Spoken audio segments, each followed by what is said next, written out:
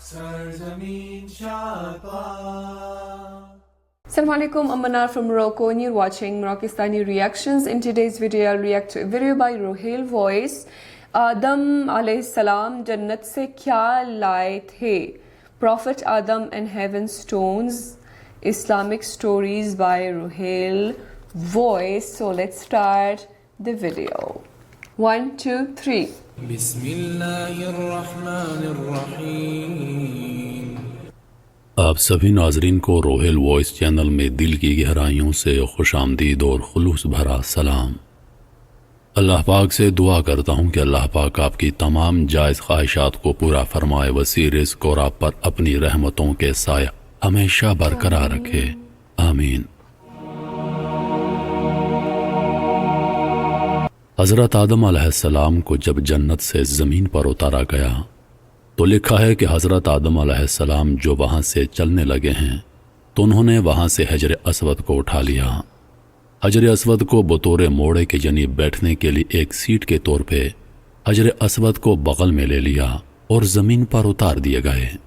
دوسری روایت میں آتا ہے جس رات میں حضرت آدم علیہ السلام کو آسمان سے زمین پر اتارا گیا اس رات میں آدم علیہ السلام بڑے وحشت محسوس کر رہے تھے، بڑے مایوس اور پوری اس دنیا میں ہو کے عالم میں اکیلی رات کو بیٹھے ہیں اور بڑی ایک مایوسی اور وحشت طاری ہے. اسی رات میں اللہ تعالیٰ نے جنت کی دو جواہر یعنی ایک حجر اسود اور دوسرا مقام ابراہیم، یہ دو پتھر اللہ تعالیٰ نے اسی رات آدم علیہ السلام کے ساتھ اتار دیے. جب صبح کی روشنی پھیلی آدم علیہ السلام نے اپنے پاس یہ دونوں پتھر پڑے دیکھے، پہچان گئے یہ تو جنت کے میرے ساتھی ہیں کہ جنت کے جواہرات میں سے آپ نے دونوں کو لے کے سینے سے لگا کے ان کو بغل گیر ہو گئے. اس سے تسکین حاصل کرنے لگے کہ جنت کا ایک سامان میرے ساتھ آ گیا ہے. اس طریقے سے اللہ تعالیٰ نے ان دونوں پتھروں کو زمین پر اتارا. اور عجیب بات ہے، ایک حدیث میں آتا ہے کہ آدم علیہ السلام جو حجر اسود لے کر آئے تھے اصل میں حجر اسود ایک فرشتہ تھا. جب آدم علیہ السلام کو جنت میں اللہ تعالیٰ نے آباد کیا ایک فرشتے کی نگرانی لگا دی کہ آدم علیہ السلام کی نگرانی کرے کہ وہ ان تمام کی تمام جنتی ان کے لیے مباح ہیں.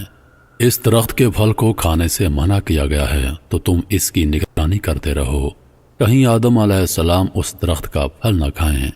چنانچہ یہ فرشتے وہ حضرت آدم علیہ السلام کی نگرانی کرتا رہا تو آدم علیہ السلام بھی محتاط رہے اور جنت کے اندر وقت گزرتا رہا.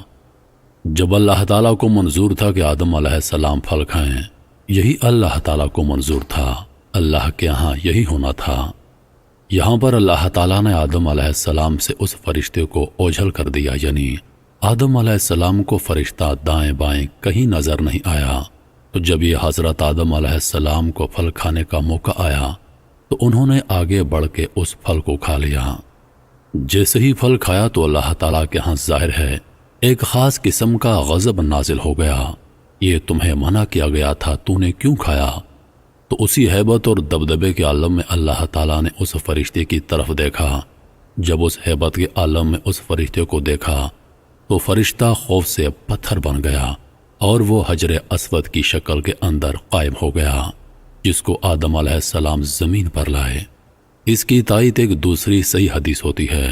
نبی کریم صلی اللہ علیہ وآلہ وسلم فرماتے ہیں کل روز قیامت میں جب حجر اسود میدان حشر میں آئے گا تو اس کے 2 کان ہوں گے، اس کی 2 آنکھیں ہوں گی، اس کی زبان بھی ہوگی، باقاعدہ ہاتھ ہوں گے، گویا کہ پورے ہاتھ پیر کے ساتھ یہ میدان حشر کے اندر پہنچے گا.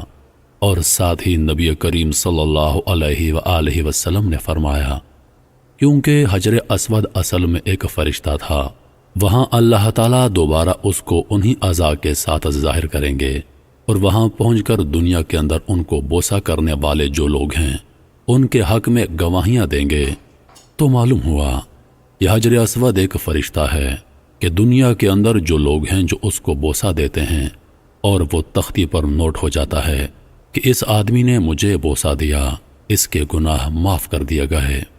تو کل روز قیامت میں وہ اس کی گواہی دے گا. اور مزے کی بات ہے دنیا کے اندر ایک بہت بڑے محدث گزرے ہیں، وہ کہتے ہیں کہ مکہ کے اندر حرم میں حجر اسود کے قریب کعبہ کے قریب ایک عرصہ تک رہا تو میں نے ایک مرتبہ عجیب منظر دیکھا کہ یہ حجر اسود وہاں سے نکلا اور اس کے دونوں ہاتھ تھے، پیر تھے، اس کے کان اور پوری ایک انسانی شکل میں نکلتا ہے۔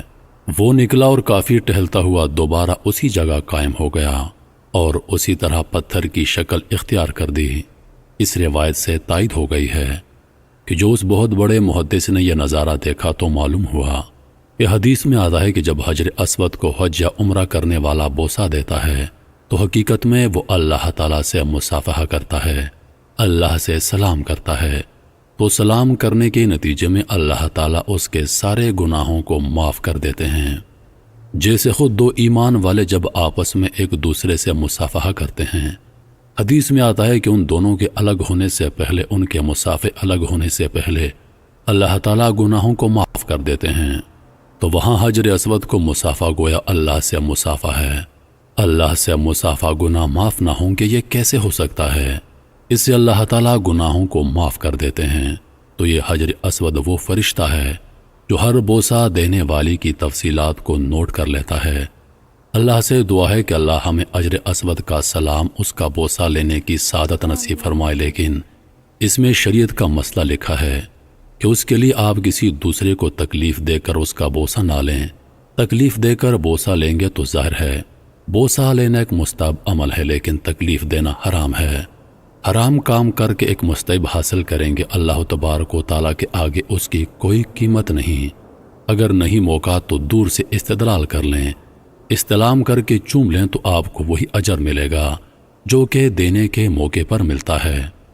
اللہ تعالیٰ سے دعا ہے کہ اللہ تعالیٰ اس پر عمل کرنے کی توفیق عطا فرمائے، آمین یا رب العالمین۔ کافی انٹرسٹنگ ویڈیو تھی اور اس میں یہ بتایا ہے کہ آدم علیہ السلام جب جنت سے اترے تھے زمین پر تو اللہ تعالیٰ نے ان کے ساتھ یہ حجر اسود بھی بھیجا تھا، جو کہ اصل میں فرشتہ تھا، جو اس کی نگرانی میں جو ہے وہ آدم علیہ السلام جنت میں تھے۔ تو جب وہ فرشتہ وہاں سے ہٹ گیا تو آدم علیہ السلام نے وہ اس درخت سے پھل کھا لیا تھا جو اس کو منع کر دیا گیا تھا۔